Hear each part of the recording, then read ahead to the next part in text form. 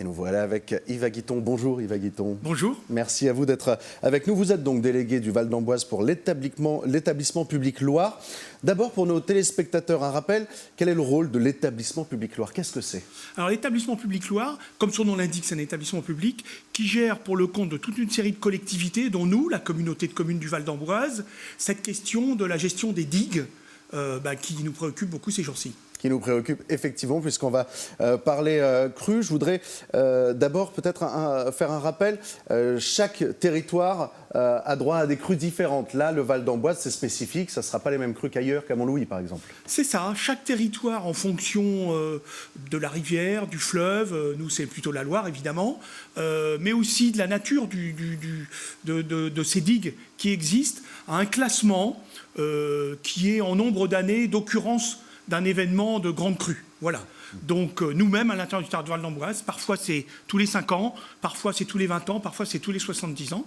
Et chaque élément de ce classement nous entraîne à avoir des équipements spécifiques sur les digues pour protéger nos concitoyens des évolutions de l'eau. Alors faisons un point, où on en est de cette crue de la Loire. Est-ce qu'elle est si exceptionnelle que ça pour vous et à quel niveau en est-on pour l'instant? Alors écoutez, c'est une crue élevée, mais pas exceptionnelle. On n'est pas dans les grandes crues, alors centennales bien sûr, mais même cinquantenales, etc.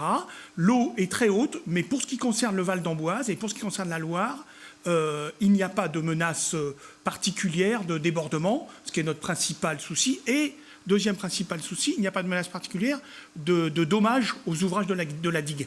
Et l'évolution, on la connaît? Ça risque de remonter ou pas encore? Alors oui, l'évolution, on la connaît. Tous les jours, on est informé par Vigipirate, le Vigicru. Voilà, Vigicru, pardon. Et là, nous avons atteint ce week-end le plus haut. Et donc, la Loire, pour ce qui concerne le Val d'Amboise, est en train de baisser. Plutôt une bonne nouvelle. Est-ce que ça représente quand même un danger pour la population, cette crue? Ah oui, tout à fait. Un niveau aussi haut de la Loire représente un danger, ne serait-ce que parce que toute une série de routes, généralement plus petites, alors nous n'en avons pas beaucoup en Val-de-Loire, mais il y en a beaucoup dans le département, sont fermées.